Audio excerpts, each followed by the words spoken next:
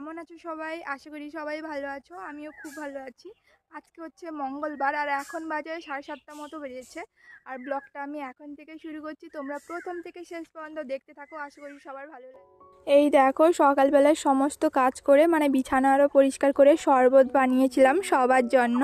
তো সেইটাই সবাই বসে খাচ্ছিলাম। তারপরে না কালকে রাতের বেলা আমার দিদি, জামাইবাবু আরও সবাই এসেছিলো, ভাগনা আরও। তো সেই জন্য সকালবেলা কিন্তু লুচি, পকোড়া, বেগুনি এইসব করা কিন্তু শুরু করে দিয়েছিলাম। ওইদিকে কিন্তু লুচিটা দিদিভাই কিন্তু মাখছিল আর মেখে দিদিভাই কিন্তু বেলছিল। আর এইদিকে দেখো মামনি কিন্তু বেগুনি কত সুন্দর করে আর সবাইয়ের থালায় বেড়ে দিয়েছিল। আর সেই সকালবেলায় কিন্তু মামনি বেগুনি করছিল আর দিদিভাই লুচি করছিল। আমি কিন্তু ওই ঘুগনি তরকারিটা আমিই করেছিলাম। আর তোমরা শুধু ভেবো না যে আমি বসেই শুধু ক্যামেরা করছি বা ভিডিও করছি, সেরকমটা নয়। আমি কিন্তু প্রথমেই কিন্তু ঘুগনিটা বানিয়ে নিয়েছিলাম। তারপরে মামনি বললো আমি বেগুনি করছি আর তুমি ওইদিকে দিদিভাইকে বলো ময়দাটা মেখে দিতে আর একটু লুচি ভেজে নাও। আর লুচিটাও কিন্তু আমি ভেজেছিলাম। তো সেই জন্য দেখো সবার বেড়ে নেওয়া হয়েছে আর দিদিভাই না সেইখানে সবাই মাদুর পাতিয়ে দেওয়া হয়েছে, মানে সবাই একসঙ্গে বসে খাওয়া দাওয়া হবে। তো সেই কারণে এই যে জামাইবাবু ওনাকে প্রথমে দিয়ে দেওয়া হলো, মামুনি এই দিকে সবার বেড়ে দিয়েছে। এই দেখো সবাই বসে খাওয়া দাওয়া হচ্ছিল। আর দিদি ভাই আর এই পাশে যে দেখছো এটা হচ্ছে বড় ভাগনা খাচ্ছে আর ছোট ভাগনা ওই দিকে বসছে দিদির পাশে আর ওই দিকে বাবা বসছেন। এবার সবাই বসে একসঙ্গে খাওয়া হচ্ছিল।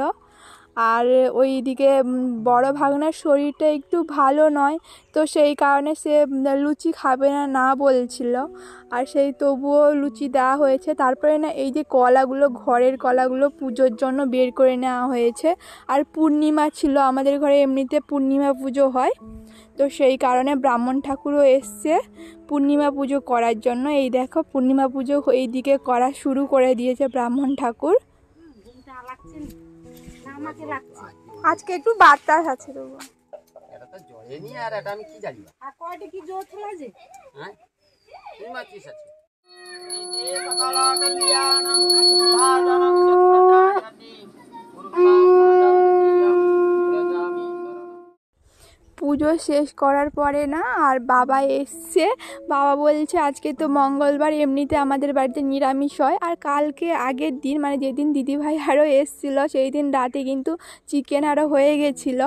আর এই কারণে বাবা বলল আজকে তো মঙ্গলবার, আমাদের বাড়ি নিরামিষ হয়। আর ওই জন্য ওদের জন্য কিন্তু পুকুর থেকে দেখো মাছ ধরে দিয়েছিল। আর এতগুলো মাছ একসঙ্গে এসছে। দিয়ে আমি বাবাকে বলছি একটাই মাছ হবে বাবা, একটাই মাছ রাখো, এতগুলো রাখার দরকার নেই, এইগুলো ছেড়ে দাও। আর ওইগুলো নিয়ে ছোট ভাগনা কি আনন্দে লাফালাফি করছে, মানে ও তো ছাড়তেই দিবে না, একটা মাছ তো নিয়েছিল। আর আমি এদিকে বাবাকে বলছি বাবা তাড়াতাড়ি করে মাছগুলো ছেড়ে দাও গো। আর এদিকে ছোট ভাগনা ও তো ছাড়তেই দিবে না, ও ছোট মাছগুলোকে নিয়ে খেলা করছে। আর ও বলছে না আমি দিব না, আমি এইগুলো রাখবো।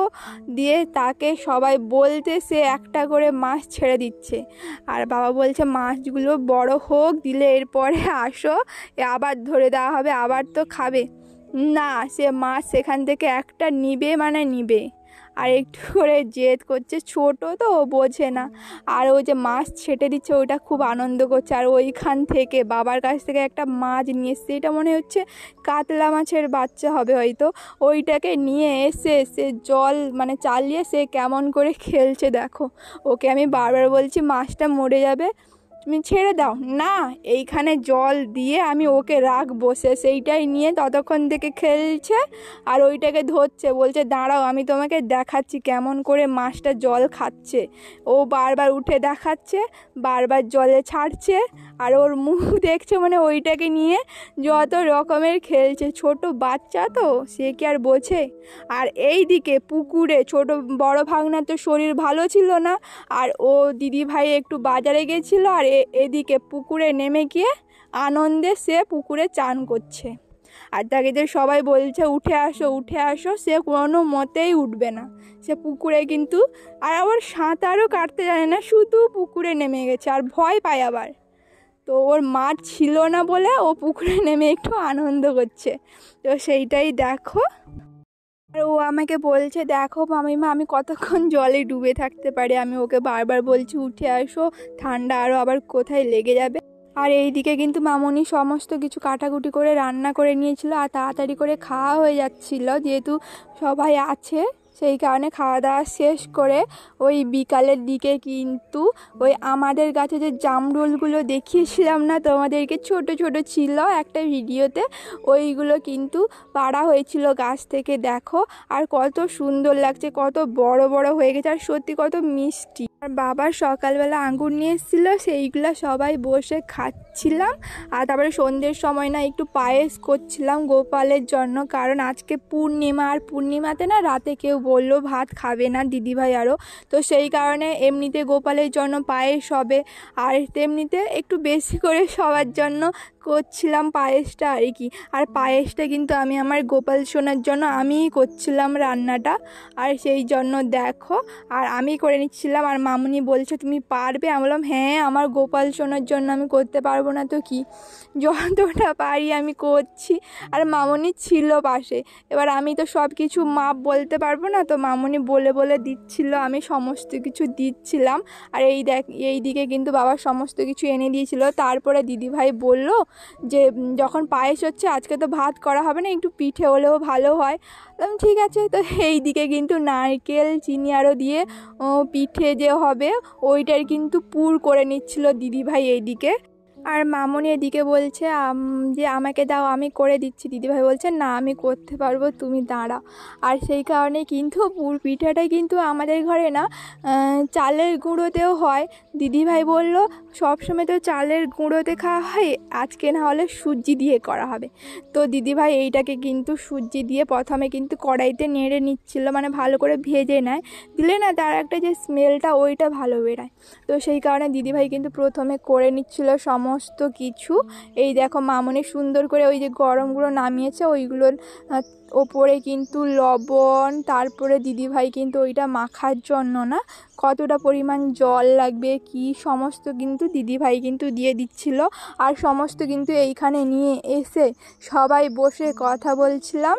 আর এই দিকে কিন্তু আমরা সবাই কিন্তু পিঠেটা তৈরি করার জন্য ওই সুজিটাকে কিন্তু মেখে নিচ্ছিলাম দেখো।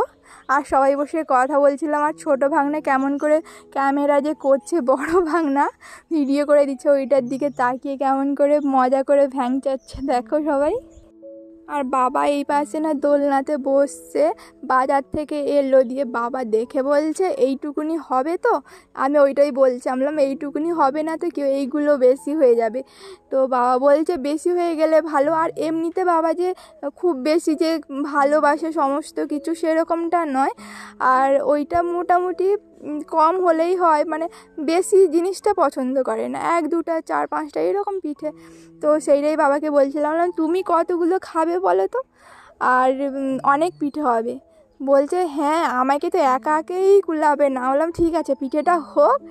তো তারপরে দেখো হয় কি হয় না, তো সেই কথাটা বাবার সাথে বলছিলাম, আর সেটাও মামনিও বলছে।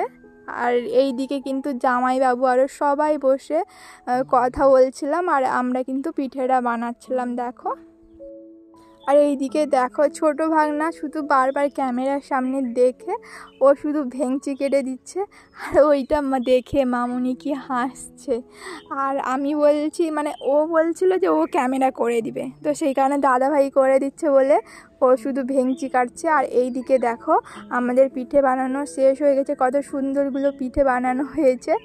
আর এইগুলো দিদিভাই এই যে থালার প্রসেসে যে কেমন করে করা হয় ওইগুলো কিন্তু আমি করিনি কোনো কিছু, ওইগুলো কিন্তু দিদিভাই আর মামনি কিন্তু করছিল, কারণ আমি এতটা কিছু জানি না পিঠের ব্যাপারে। তো সেই কারণে দিদিভাই আর মামনি ওরা দুজনেই কিন্তু সমস্ত কিছু পিঠেগুলো বানাচ্ছিল এইদিকে। আর উনুনে তো ভালোই পিঠে হয় রান্না, উনুনে কিন্তু মাটির উনুন তো, যে কোনো জিনিস সে পিঠে হোক বা আমাদের কি বলবো চিকেন বা কোনো কিছু রান্না অনেক টেস্ট হয়। আর এই দিকে আমাদের বাড়ির ছোটো ভাগনা ও একটা পিঠে বানিয়ে নিয়ে এসছে, ওইটা দিয়ে দিচ্ছে। আমি বলছি ওইটা দিও না, তুমি নোংরা হাতে বানিয়েছো। ও বলছে না এটাই দাও, এটা আমি খাবো। ও তারপরে কিন্তু ওইটা কিন্তু মামুনি তুলে দিয়েছে দেখো। পিঠে বানানো শেষ হয়েছে আর আমরা কিন্তু সবাই একসঙ্গে খেতে বসে পড়েছি। আর তাছাড়া আমি এইখানে ভিডিওটা শেষ করছি। দেখা হচ্ছে নতুন কোনো ব্লগ ভিডিওর সাথে। ততক্ষণে তোমরা সবাই ভালো থাকো, সুস্থ থাকো। দেখা হচ্ছে পরের একটা নতুন ব্লগ ভিডিওর সাথে। ততক্ষণে টাটা।